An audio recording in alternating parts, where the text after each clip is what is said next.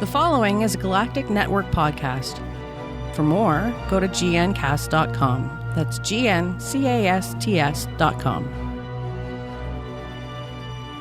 The Podcast of Terror is a great podcast. It's covering movies that are not for children, and thus this podcast is not for children. The hosts are two adults who will use bad words from time to time. They'll also spoil movies if that's not your thing. So if you don't like spoilers and you don't want to hear some dirty language or some dirty references to dirty parts of your body, then please, please, please wash your body parts better and do not listen to this show. If you can handle it, and I hope you can because there's a great podcast coming up, then please proceed with Podcast of Terror. Corey, I couldn't help but notice that you're wearing a shirt. I try to whenever possible. There were laws passed. What are the odds that you wear a shirt every day of your life? Almost 40%. Attaboy. Well, let me tell you about a little sales bonanza we got going here. We got some friends. These friends got some codes. Go visit our friends at the Hate. That's the. If you can't spell the, go back to school. Hate, HVIII.com. Use the code HBG15, get 15% off your order. And if your tits still require more fabric, go to status. I need to double up. You got to double. You can never have too much tit fabric. Go to statuspheremerch.com, use the code TERROR, and get you some sweet discounts there. Burn and fire, burn the fire. Burn and fire, burn the fire. Welcome to episode 93 of the Podcast of Terror, production of the Galactic Network. I'm your host, Matt Stein. With me, as always, is Corey. I'm not even going to say your last name. You're the artist formerly known as Corey Scott. Yeah, I'm the thing that took the form of Corey Scott. I think that's what it says in my bio on the Galactic Network. We saw each other last week, Matt. We did. This time last week, we were all. You're actually in the past, but yeah, we touched butts last week. That's really? You're supposed to use your butt? I touched your butt. I don't know if you touched my butt, but we touched butts. There's a very cute picture, and it's only cute because of us and our mutual adoration. Otherwise, I look fat, which is fair because I'm fat. You're just lovable. I'm a rotund noodle. It's so okay. You're so much love. Yeah. But now you're not here, and it hurts me a little bit. Yeah, I really appreciate the fact that you're not here because you were in the midst of two shootings in San Francisco this week. I was real close to both of them. It was real cool. The weather was nice. The homeless were not. But this is the week where we let you keep the air conditioning on because, as you stated, it is 90 degrees in your room. So this it is 90 degrees after a couple hours in the air conditioner doing the best that it can. Yeah, well, this might be a quick episode so Corey doesn't spontaneously burst into flames. I mean, I'm all fat, so I'll just sit here and sit. You taste so good, though. That's true. Bacon, I'm wasted in my own jujuice. I'm au juing myself right now. There you go. You get a little turkey baster in there. Ugh. Well, it's 71 degrees where I'm at. I don't know this room. The fan. I got the fan on in the room thanks to my wife because I don't know how to turn it on. True story. I don't know how to turn the fans on or off in this house. Some are light switches. I thought you meant your wife. Oh, I don't know how to turn her on either. I wish she was a light switch. Just be like, come on, let's do it. Just in there flicking. That's a good start, actually. Just flicking areas. All right. For more on this podcast, including show notes, content information, subscription links, go to gncast.com/pot. You can chat with us on our Slack channel during our shows at gncast.com/sign-up. And while you're there, you can subscribe to our newsletter. I saw Snoop Dogg last week, and now everything has got I's and Z's in it. True story about Snoop Dogg, false story about I's and Z's. I just fucked that word up. I was going to say, in response to that, Corey Feldman was apparently performing in Petaluma just the other night. Fuck. Was I still there? Yeah. Damn it. I don't think you were. I think it was on Fridays. Okay. I think you'd already gone home. Yeah, I think Metallica was there on Friday too, which I wish I would have stayed. The marquee for the theater said Corey Feldman, and then I think the next night was the Suicide Girls. Which I assume is just what you call Corey Feldman's Angels when he's the done day after. But, yeah. Do you not know what the Suicide Girls are? No, I know what the Suicide Okay. Girls are. I was like, come on, get your shit together. I- Mr. Black the painted. crowd I run with are big fans of the Suicide Girls, and as well they should be. Yeah, you know, they've changed the face of masturbation. Yeah, I was trying to find a nice way of saying that what they do is it's an alternative to what many people have looked at as Playboy and stuff for years. Is that they've taken control of themselves and they present different forms and different looks, and I think that's great. Yeah, and I think the majority of them are incredibly attractive. But I like tattooed women, so I think people are attractive. God, you're so fucking nice about everything. But yeah, they usually are quite pretty. Yes, yeah. Well, you have to be featured nude on the internet. Maybe. No, you don't. No, not at all. And that's the beauty of it. I love the internet, man. That's true. I mean, I'm not going to do it, but if you feel like it, then fucking more power to you. Get butt naked. I support you. I mean, not with money because I'm broke. That's true. That is true. We had that conversation last week, and I felt kind of bad. What? Just rubbing in your because... face how little I paid for how much I got, which is actually an obscene amount of money, but for what I got, it's not that bad. For your house? Yeah.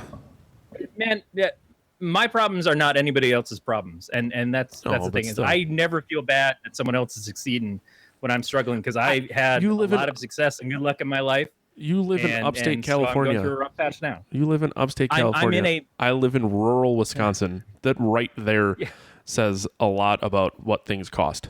I was going to buy an Egg McMuffin from McDonald's, $5. I can get an entire meal from McDonald's for $5 here.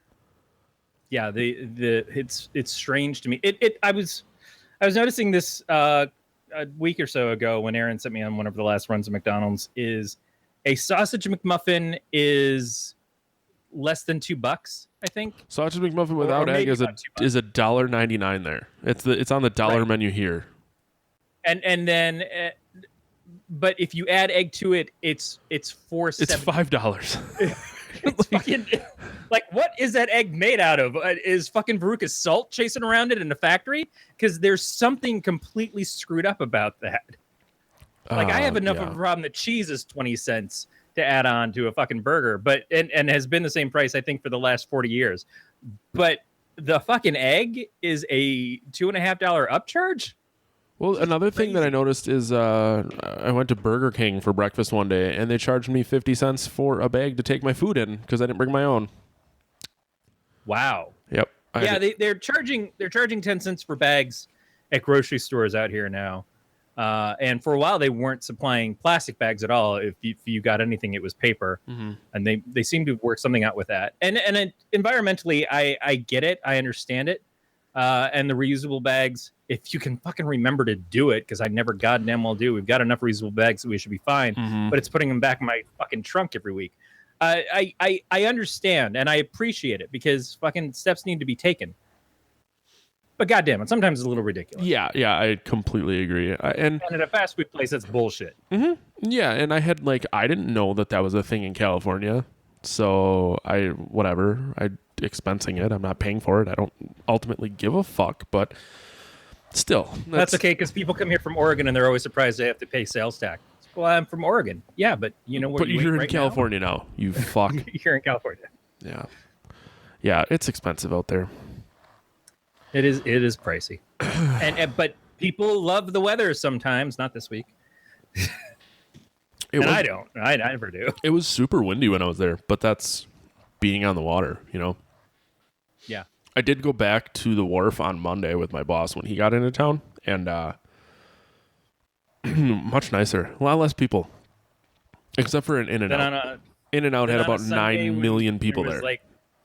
It wasn't Beta Breakers this week, but there was something going on down at the Bay Area that they had a race or something going on that they even had to stop part of it because the winds were so bad they couldn't do the kayaking challenge or whatever. But it was a good hot mess.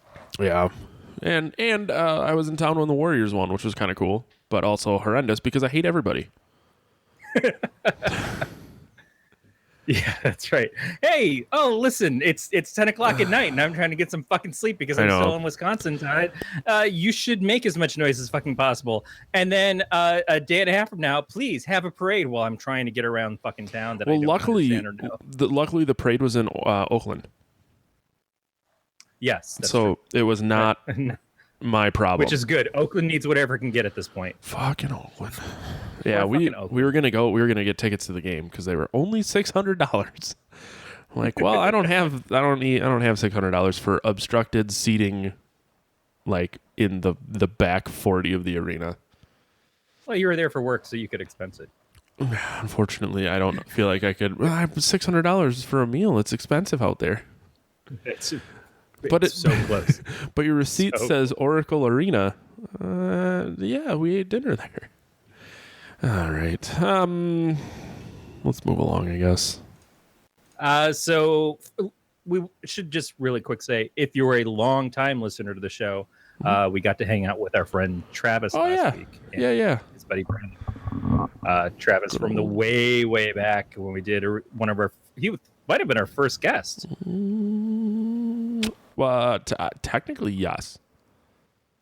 The first episode had Grant, but yeah. So he was our first guy. Episode 9, where we talked about Nightmare on Elm Street and Hellraiser.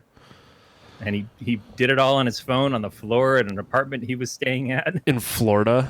Oof. Yeah, he was not happy. We reminisced about his time in Florida while we were together. Yeah, good old Travis. It's all like. All right, so if you listen to last week's episode, you should know the movie we're reviewing this week is Wormwood. Road of the Dead. Hey, before we get into the news, though, you drinking Lipton iced tea over there? Help you keep cool? I'm drinking anything that has ice in it right now, but yeah, it's Lipton iced tea, and thank the Lord. Sweet. I have I don't even know who makes this. It's American Sour Red. I got a bottle there because I got a camera back. My buddy who's in Kansas brought me this one. It's pretty fucking good. Where the hell is it from, though? The tagline is "Taste Our Freedom." So you know they're American as fuck. Because the bottle looks very communist. Yeah, with the red. It's like a lot of red. It really does. It looks like some sort of poster that would be like for communism. Yeah, and then. Round 2 beer is a Sierra Nevada Beer Camp Dry Hopped Berliner Style Weiss with St. Arnold Brewing Company. If you don't know what the beer... I love that you're prepped for, it's not going to be a one beer show. I stopped bringing one beer to these things. And then I also have a giant cup of water so that I don't get too out of control.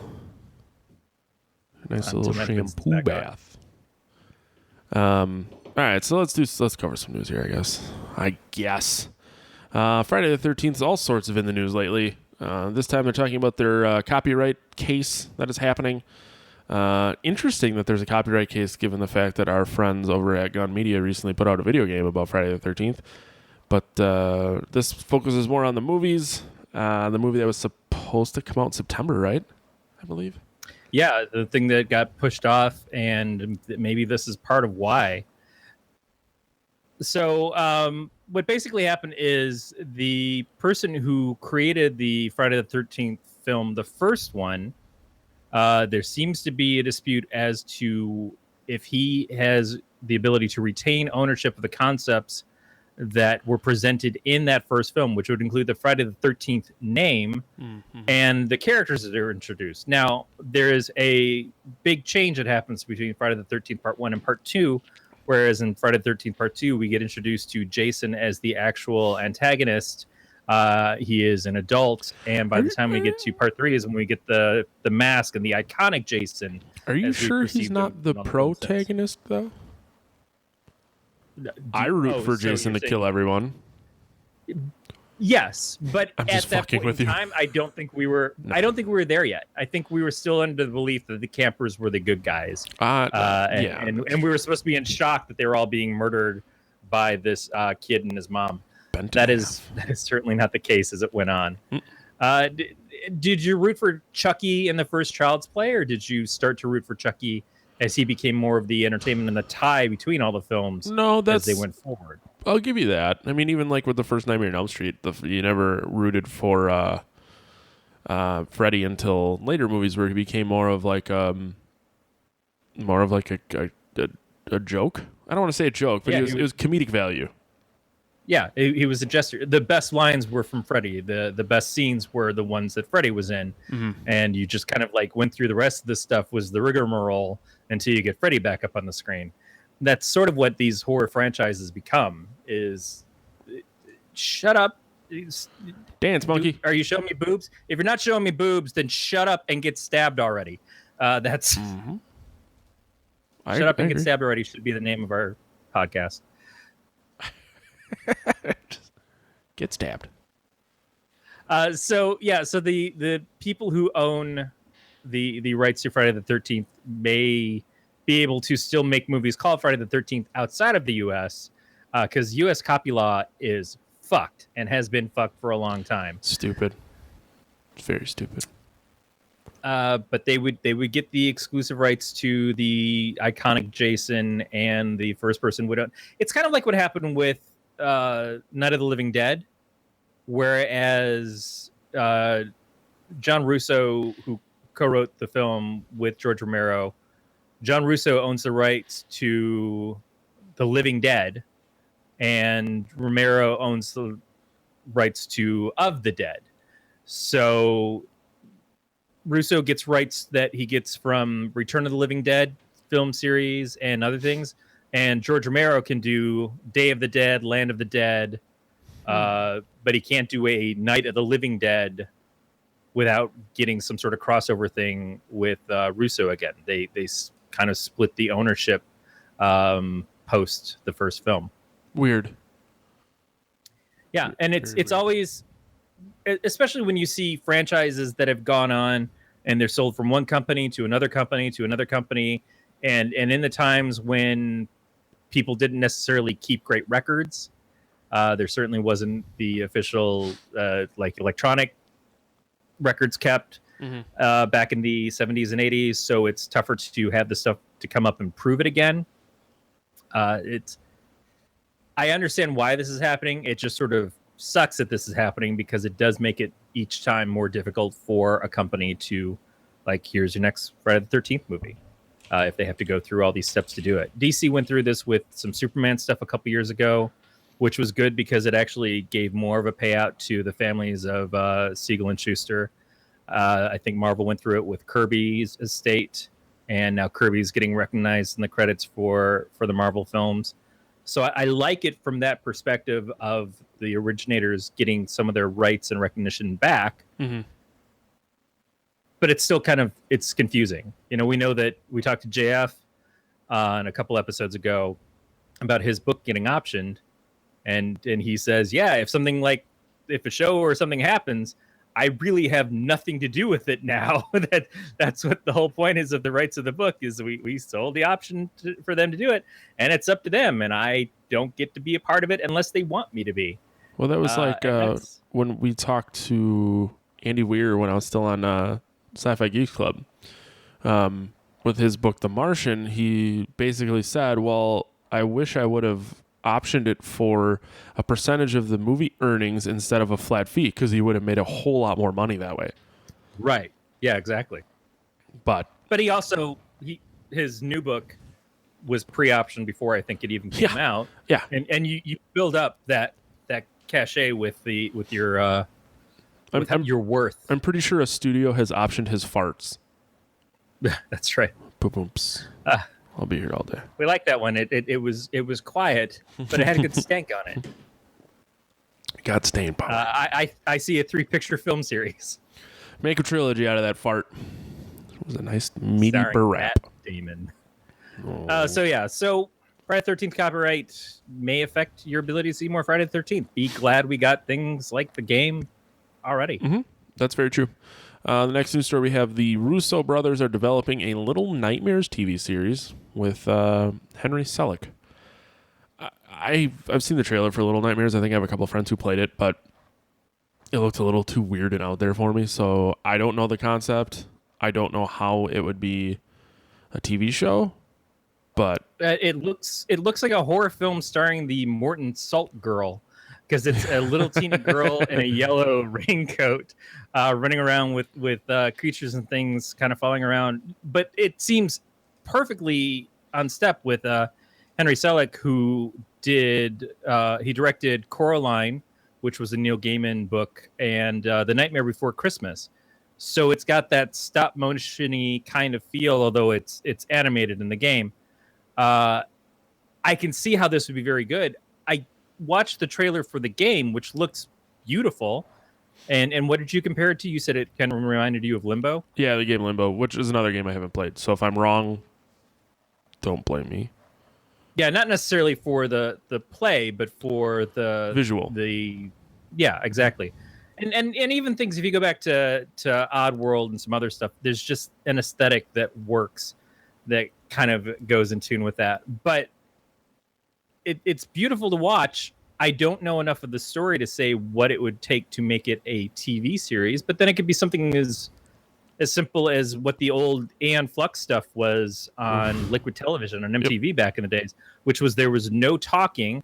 You just had a couple of minutes each episode, and it progressed the story along. But I was riveted when Aeon Flux was on. I never realized that there was no talking in that show. Yeah, it wasn't until they did a Aeon Flux series on its own later that they started introducing the characters to speak and stuff. But in the original shorts that were part of Liquid Television, which I think there were 2 seasons of, the first season and the second season were different stories. Mm-hmm. Nobody spoke. You'd hear gasps, and I think she did some onomatopoeia stuff where she would make a noise that something else is supposed to make. But other than that, it was all silent. Which led to the assassin type aspect of it, or the intrigue and the roguish kind of things that they were doing with it. This looks, it's just so pretty to look at that I want to know more about it. And because the Russo brothers have directed one of my favorite movies in the last couple of years with the Captain America Winter Soldier, and they worked on Community on NBC before that. They have done a bunch of different stuff going forward, mostly stuff with Marvel so far. They're working on the new Avengers movies. I'd really like to see what they could do. Yeah, I'm sure I'll see it at some point, more than likely long after it comes out. But yeah, it'd be interesting. Yeah, it also depends on where it lands. If it's another one of those things that it's like, here's a new streaming service and here's the exclusive content we have. God damn it, there's too many fucking streaming services. They all got shit, and I'm not paying another $3.99 a month for your crap. Wow. I mean, at some point I might. Old man Corey. Yeah, I can't chase the fucking dragon around too much. I would like to be able to get a Shudder subscription for my wife, and at some point maybe we'll be able to do that. But it's just there's too many goddamn things to watch, and I'm not even watching the stuff that's on my DVR now. But we'll get to that. Yeah, I know. My DVR is piling up too. It is what it is. Moving on, in more news of things that you didn't know you needed, that you don't need, and you never wanted. Sharknado 5. Global swarming. Didn't know they made a 4. I think I know that they made a 3. I knew up to 3. I think I was aware of a 4 existing, but I don't think I watched it. I've only had a passing viewing of the Sharknadoes, and I think really 3 is the only one that I watched all the way through. That was because we'd hit that moment of total Sharknado impact. Mm-hmm. The tagline for this one is "Make America Bait Again." No, I never stopped baiting. Masturbating, in case you weren't sure. Especially to Ian Zierling. Not so much Tara Reid. I appreciate the fact that these things are the tongue-in-cheek movies that they happen to be. There's the Piranha movies, which I think are on par with this. They just got more and more stupid as they went along as well. This started stupid and continued to be stupid, but it also has a... This was never good. The list of guest stars... Tony Hawk is going to be in this one. Clay Aiken is going to be in this as a technology genius. I just want to choke that one down for a second. Clay Aiken is a anything genius. Olivia Newton-John, which is why I had to put this story in, because Olivia Newton-John did what is, I think, our highest rated horror movie on the show, Xanadu. See, she's going to be on here with Xanadu, the only movie to ever get over 5s. That's how fucking awesome and terrifying that movie was. Bret Michaels, Margaret Cho, Charo, because why wouldn't you have Charo? Gilbert Gottfried, who is obviously friend of a friend for us because of our Karate Tortoise. Karate Tortoise. I do love Karate Tortoise. Dang. Still waiting on my pickles, Al guys. Roker. Sorry. Yep. And I think the biggest deal on this is it's going to guest star Fabio as the Pope. As the boat? No, as the Pope. Oh, I thought you said the boat. I'm like, I don't know how, but I'm interested.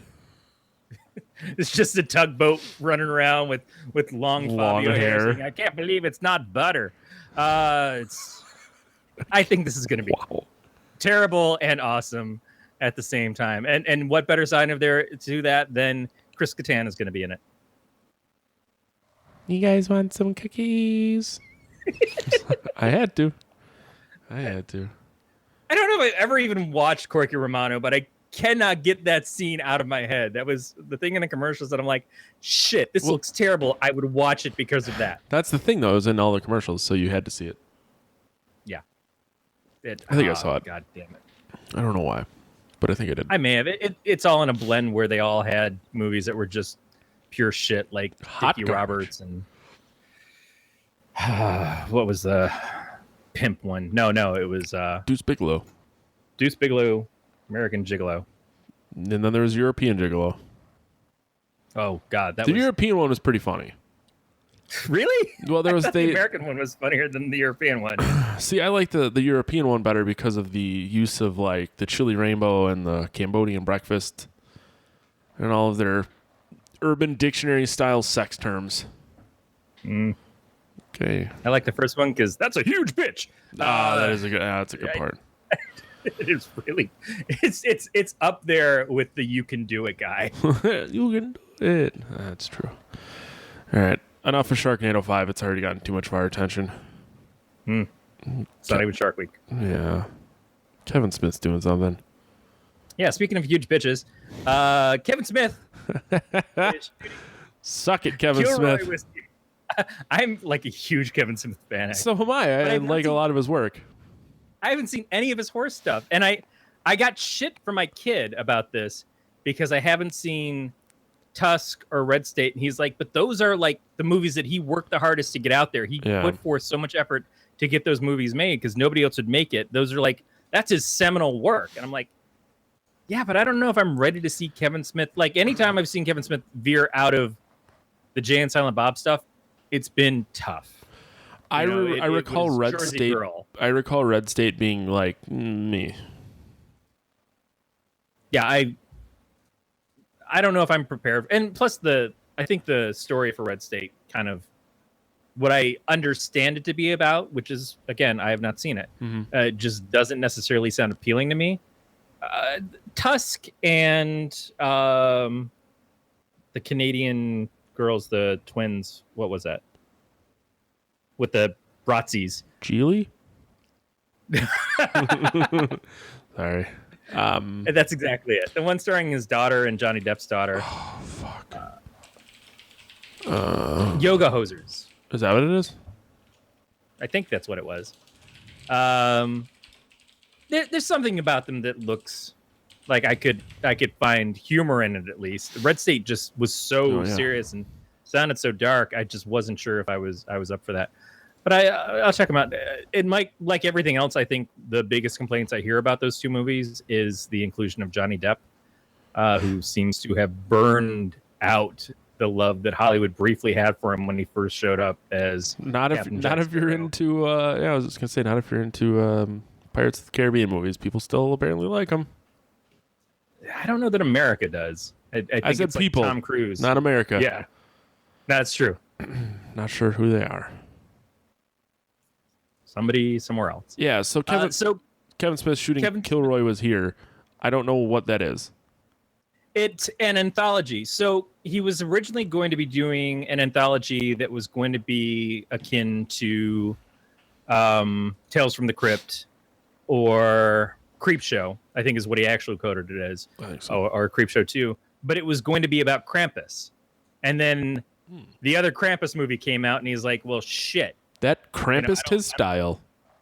Yeah. So he decided to step back. And I think the Krampus thing was just supposed to be the window dressing to it. But he's decided that instead he's going to use Killroy, who's like a Golem, the Boogeyman, and the Grim Reaper combined. Now, Killroy Is Here is an old school thing that was from, I want to say World War I or World War II, that they used to paint in places, and it's a head and some hands that are kind of peering over a wall. And the Killroy Was Here was kind of like a marking that the military had been through that spot. It's been used famously as the album that Styx put out that was with Mr. Roboto, which was about Killroy. It's been in a lot of different things. We were actually drawing it on the walls a couple weeks ago at work, and I went down this rabbit hole of Killroy and Styx, who have a new album that just came out, and it's actually pretty good. Anyway, so Kevin's like, I had this idea for an anthology. I can't use the creature I wanted to use, so I sidestepped that to another thing that nobody is using at the moment. So as long as someone else comes out with some Killroy shit in the next year before he gets his stuff made, he might be able to get this thing done. Maybe you should stop talking about these ideas and just fucking make your movie, Kevin. That's true.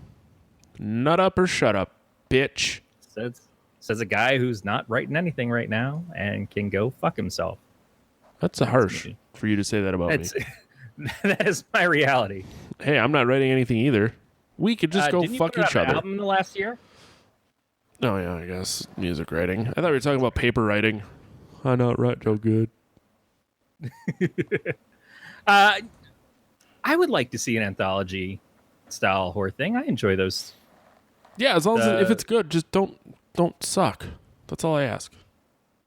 Even if you suck a little bit, you can have them not all be the best. Just don't forget the balls. We watched the Tales from the Dark Side anthology movie recently that I remember seeing when it came out in the theaters as a teenager, and it's not fantastic, but there's elements there that are okay. I like the Cat's Eye one from Stephen King that he did with Drew Barrymore, and who else was in that? It wasn't Peter Weller, but it was just a lot of good people. It was fun. I think it's enjoyable because it's easier to digest the short stories than try to get into something for 2 hours and just see the bullshit of it just way out. It's like, this wasn't good to start, but now I've got an hour, a fucking half of it. Whereas opposed, like, if it's an anthology, I've got 20 minutes of this part, and I don't really give a fuck. You really just explained my sex life. Yeah, that's true. It's like, I'm willing to let you stick it in, but don't be fishing around in there for 2 hours. I ain't got time for that shit. No one has time for that shit. It's funny. Play with my tits a little bit. Tell me you love me, and then give me a wet rag so I can clean up. Huh. You want to talk about the movie Wormwood? Yeah, as opposed to love, because that's what I was talking about. I want to know what love is. Want you to know. So Wormwood is a movie that is actually the movie that came before a TV show that we talked about not that long ago. That's coming out. Yeah, I put the link for the TV show. Fuck yeah, you did. Preview in the show notes, so you guys can click on that again if you don't remember the story that we talked about 2 months ago, I think. Wormwood, Road of the Dead, is an Australian film, and can we just say that every time we've had something from Australia or New Zealand, because I fucking can't tell the difference, they just seem to get it. They just seem to know what the fuck they're doing. Kind of. When it comes to making horror movies. I mean, I really liked the fact that it was a typical zombie movie, but it had new twists. It definitely had new twists, and even if you were just making the elevator pitch of, what is this movie? Oh, it's Mad Max with zombies.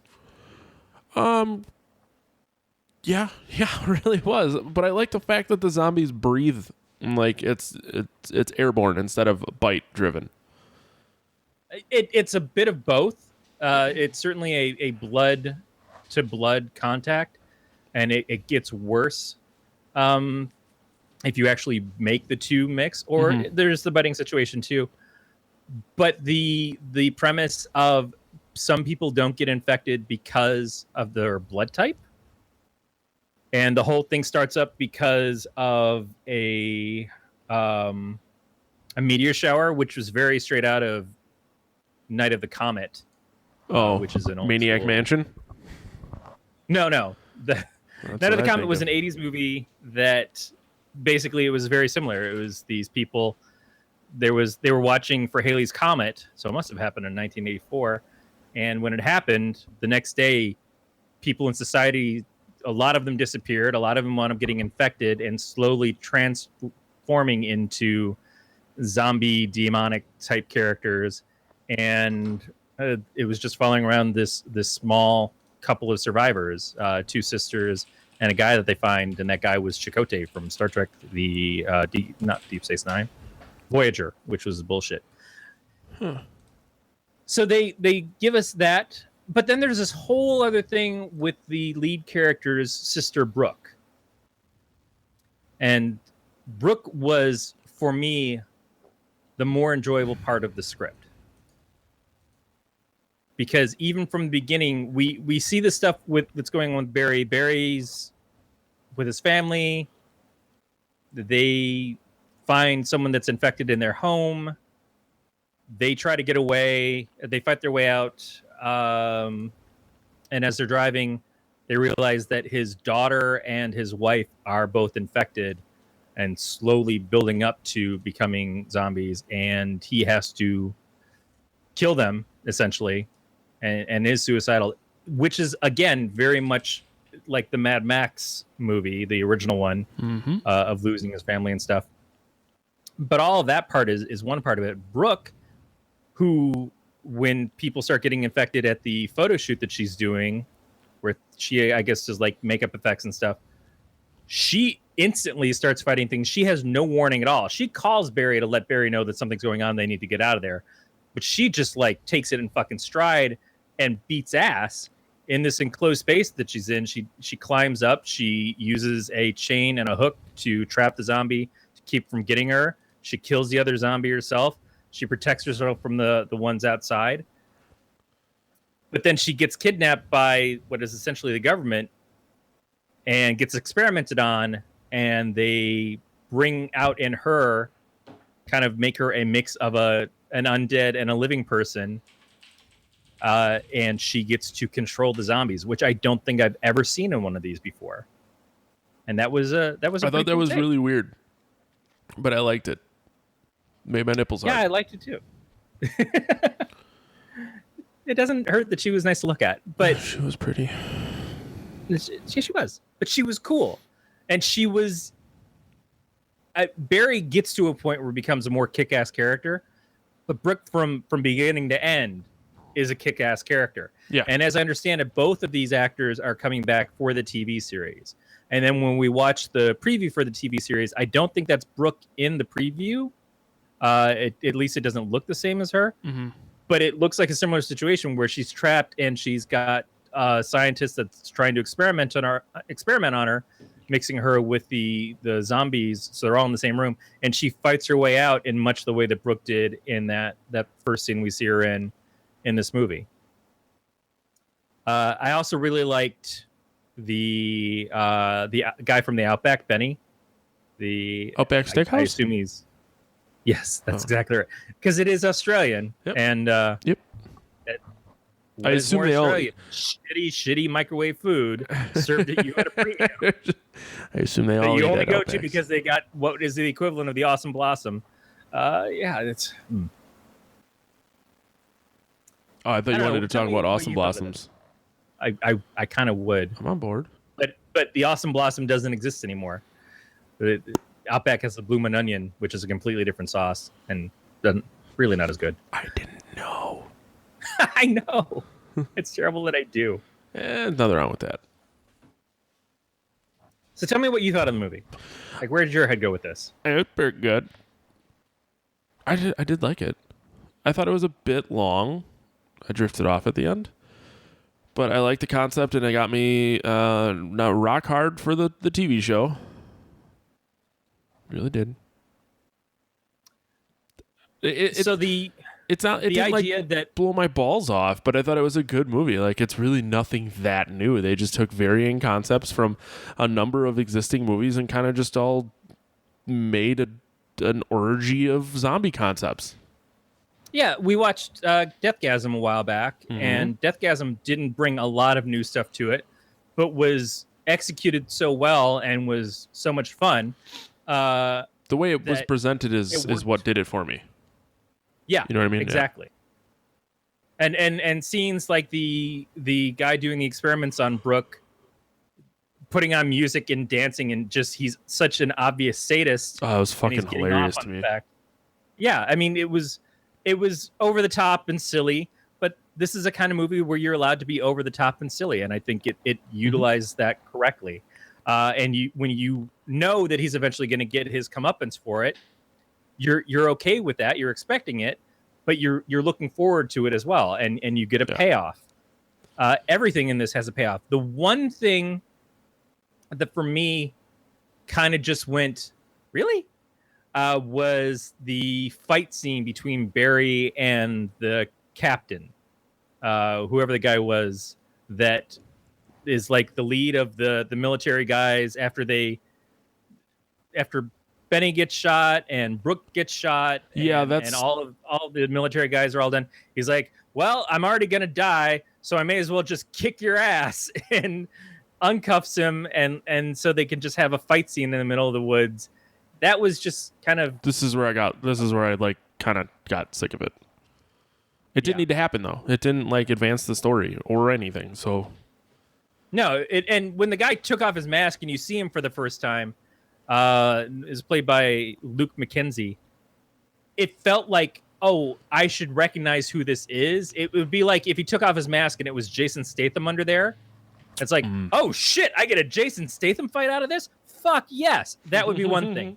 But I had no idea who this guy was, so if that was what was supposed to make me excited for this scene, it didn't. And the fight scene was just kind of basic. It wasn't at a level of the fight scene in They Live, which is what I always kind of look for, is give me something that's going to make me feel like the first time I saw that. See, that's your problem, is you're setting the bar too high. I don't think anything can touch what came of our past.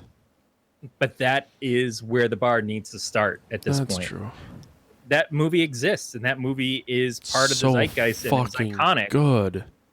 So if you can't at least get me to that level, then you're not delivering. You've got to either bring me something new that's going to change my perceptions of what this fight scene is, or you have to throw me a fucking bone like, here's Van Damme or Seagal or somebody in this role that you weren't expecting and didn't know it was them the whole time, and now it's like, shit, I get to see some Van Dammage. Beautiful.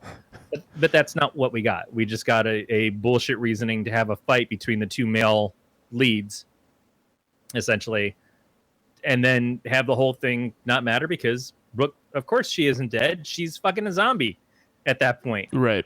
She's a zombie witch, which is still, to me, way cooler. Well, I hope she comes back in the TV show as a zombie witch. Yeah. Both of those characters are supposed to come back. Do we? And I don't recall, that was a lot of years ago, but is it before or after the movie is the TV show? I believe it's either concurrent and becomes to a point where it's after. Okay. Or it's just after. But they haven't said a lot. I mean, other than that preview that we've seen, and when we watched the preview before, we obviously hadn't seen the movie yet. There hasn't been an announcement since then, and that was back in May, so it's not even that long ago. There hasn't been an announcement that I know of saying when this is going to show up on TV, where it's going to show up, or any of those things. But I feel even better about the TV show now, having seen the movie, and I agree. I guess the movie did well enough that people are excited for the show, and the show looks fun. The show looks really great. What about zombies as fuel? That was that. Then I'm glad you mentioned that because I kind of forgot. But that was really interesting to me because that was like, I thought it was weird that gasoline just stopped being combustible, but all of a sudden zombies are. I kept seeing the zombies and I kept seeing their breath from the moment I think of when the daughter turned and then his wife. I kept seeing the breath, and I'm like, what is the significance of? Are they hot, and the breath is so hot that it's causing steam, or are they cold, and it's so cold that it's causing this? See, it didn't occur to me until they showed that it was going to be a methane type thing. I thought that the showing of the breath was just a significance of it being like that's a way to turn is by inhaling the breath. Yeah, I didn't think it ever had anything to do with any sort of like methane fuel or gas or anything. Yeah, and the idea that it works at night versus the day, and the gasoline and kerosene and everything else just stop working. Yeah, that's at a certain fucking point. weird. So hopefully That was weird. Hopefully in the show they explain is there something happening in the earth? There has to be like maybe a this real... whole thing is just on the fucking Democrats' agenda, and it's some bullshit film put out by Al Gore. I don't know. It's probably a dream. I really don't. Yeah, it's probably. That's my guess. It's fucking stupid. Think of the Penguins. Well, the other thing I wanted to say is this week, the series Blood Drive started on Sci-Fi Network. Don't ruin anything. We talked about. I need to watch that. Yeah, we talked about it a couple weeks ago, which is it's a Grindhouse series, and I watched the premiere after I watched this. What we did know about the series is that the cars run on blood. That's essentially what the thing's about, is that the cars run on blood. And I'm like, oh, and I'm watching this movie where the cars run on zombie. Mm-hmm. So it's, in that regard, it's similar, still very different in execution. And I like the first episode of Blood Drive, although I will say that in typical fashion of Grindhouse movies, at least modern Grindhouse movies, it feels too familiar and like it's trying too hard. But that's my complaint about all of them. I need a car that runs on boners. Yeah. Then I'd never get anywhere. Oh, I'd get very far. Very far. Get it? Because I have a lot of boners. I do. I do know that. Non-stop boners. It was not exactly surprised when you hugged me. But it was still... How else was I supposed to let you know that I love you without stabbing you in the stomach with my boner? I wouldn't say stabbing. Lightly grazing. Lightly grazing. It was, I poked. Like a foal. Just wanted you to know I was there. Yep.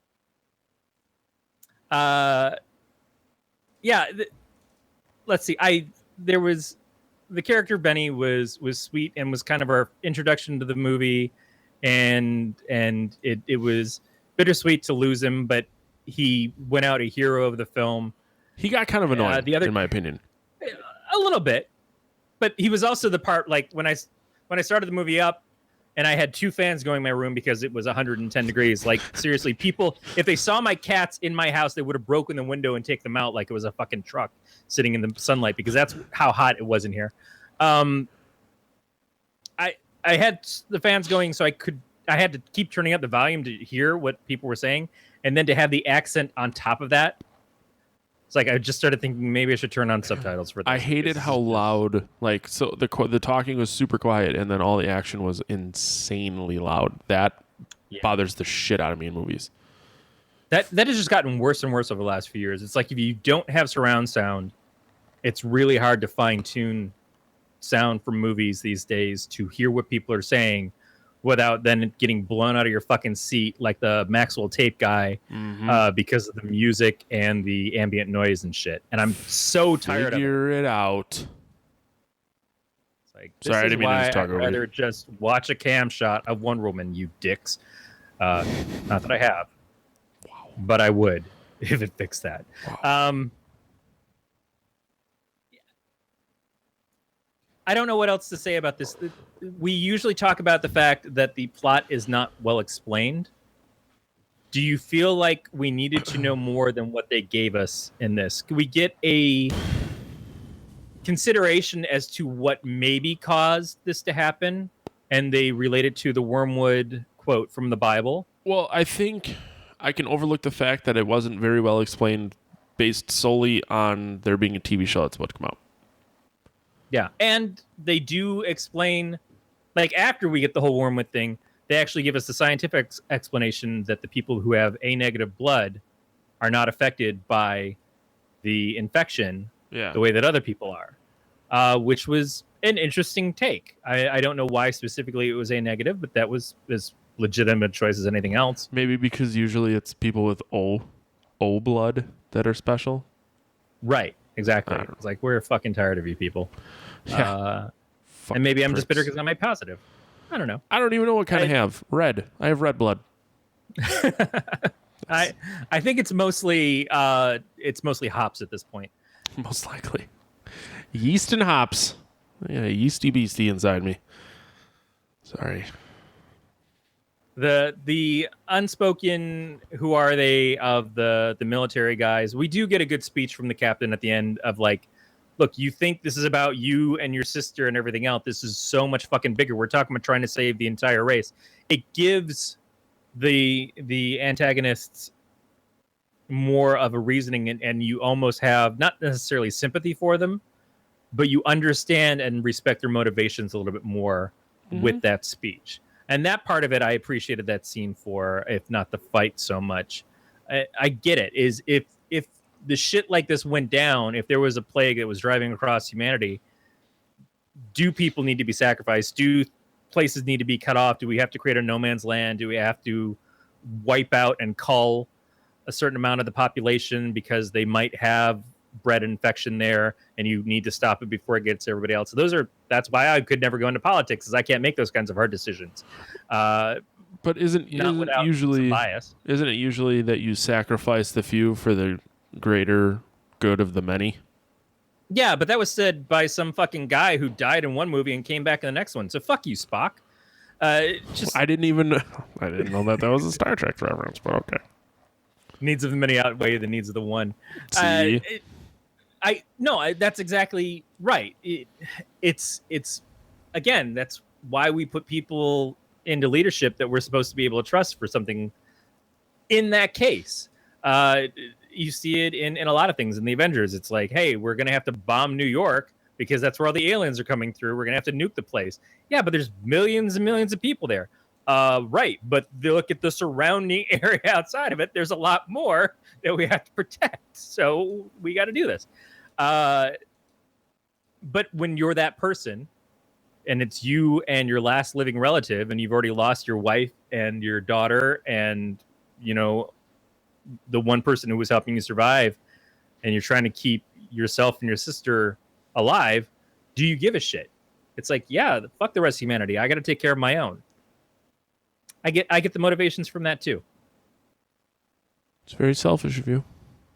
Yeah, I know. It's okay. But someone's going to fucking bring me my C is all I'm talking about. Oh, boy. I've said my piece. Do you have anything else you want to cover on this? Otherwise, we can do you know what. Let's go to the cave. Let's go to the Fap Cave. And I feel like, Adam West passed away. This one's for you. That's true. We relate your seminal work to semen. Yeah. All those hard hours you spent forming Batman as a cultural icon. And I just turned it into a masturbation joke. If you're not familiar, the FAP scale is a 3-tiered masturbatorial scale of awesomeness in which we discuss the feature, the attention, and the panic of the movie on a 0 to 5 scale. Since we don't have a guest, Corey gets to go first. But the feature is the story. How was your story? Did you find it interesting? How was the acting? 0 to 5 scale of Wormwood. How would you rate this one?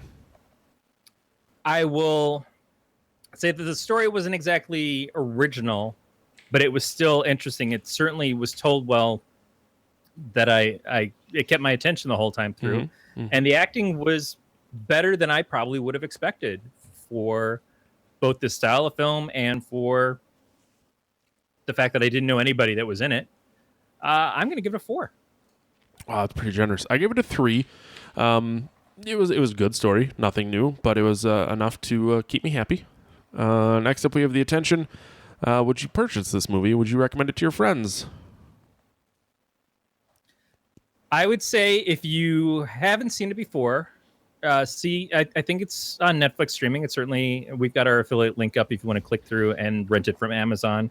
It helps the network out. Watch it the first time. See if it's the kind of a zombie movie and the kind of zombies that you would like. I will say that the first zombie that attacks Brooke in the garage wearing the kind of Day of the Dead makeup, the Sugar Skull-esque stuff, that was just cool to see itself. I think that's one of those things that's going to appeal to people as a scene. Give it a shot first, but I have a feeling that if you watch it once, you'll probably at least eventually want to see it again. It'll go into your list of films that you could rewatch this. And for me, I would say it's a rewatch. I give it a 3.5. I give it a 3 because I'd probably watch it again. Well, it's holding your attention as the movie itself, but isn't it also holding your attention for the upcoming TV series? That's very true. I'd be curious to see how I would have felt had I not known that there was a TV show happening.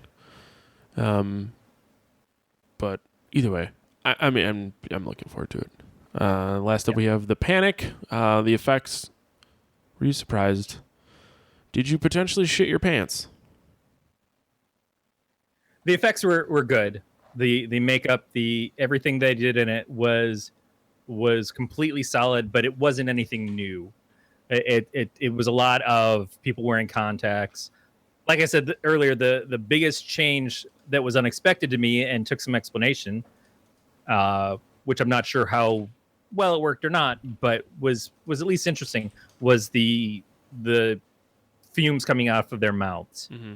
That was something that was different, and I like that. But otherwise, I'm just going to give it a 3. I think it was a solid effort in a well-worn genre that continues to give us what we expect, but didn't break any ground. Yeah, for a number of the same reasons, I gave it a 2. It was good, but it wasn't anything spectacular.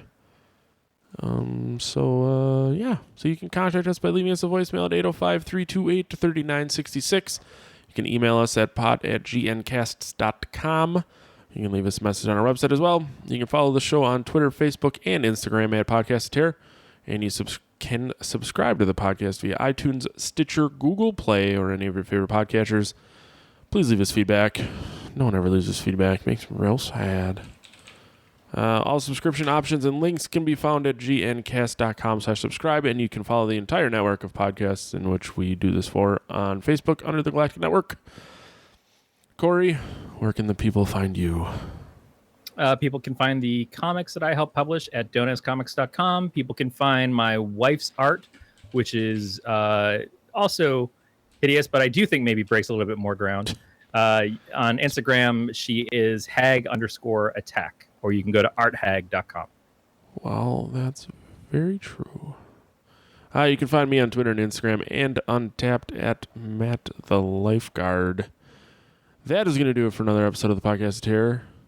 Thank you guys very much for listening, and we will talk to you next week. Look! Up in the sky! It's a bird! It's a plane!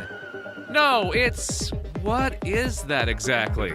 You know, Superman is an extraterrestrial, so you may hear us talk about him on the Alien Invasion podcast. Hey, it's Dave Nelson inviting you to join myself, Brad Ludwig, and Anessa Moyens for our weekly discussion about all things not of this earth, whether they be gray or green creatures from fiction, the latest stories from the world of science regarding the real possibility of life out there somewhere, or the claim from somebody saying they're already among us. We'll talk about it. You'll hear 3 stories from the week's news, a featured sighting, and our entertainment picks or warnings rated on a scale of 1 to 5 flying saucers, of course. All of it and more every week on the Alien Invasion podcast, part of the Galactic Netcast network of shows. Find us at gncasts.com/aliens or wherever you subscribe to podcasts. Next week on the Podcast of Terror. Next week, we're going to cover a movie that I love. Corey's never seen. It's that goddamn Duke again. That's an inside joke. Babadook. We're going to do the Babadook, Duke. If you've never seen the Babadook, since watch the he's Babadook. blowing up all over as a gay icon. That's true. We wanted to sneak him in, phrasing, The back door. as in the tail end of Gay Pride Month. Yep. Because we want to celebrate with our gay pride friends, and it also is a good reason for me to finally get to see the Babadook. Yep, exactly. So for the last week of June, we're going to be doing Gay Pride Babadook. Because this is a Babadook Duke, and he likes to put his wiener in your Duke hole. Thank you very much for listening to another episode of the podcast. Terry, we'll talk to you guys next week. Stay scary, buddy, and guard your hole.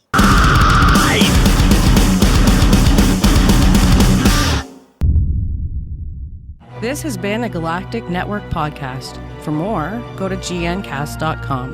That's GNCASTS.com.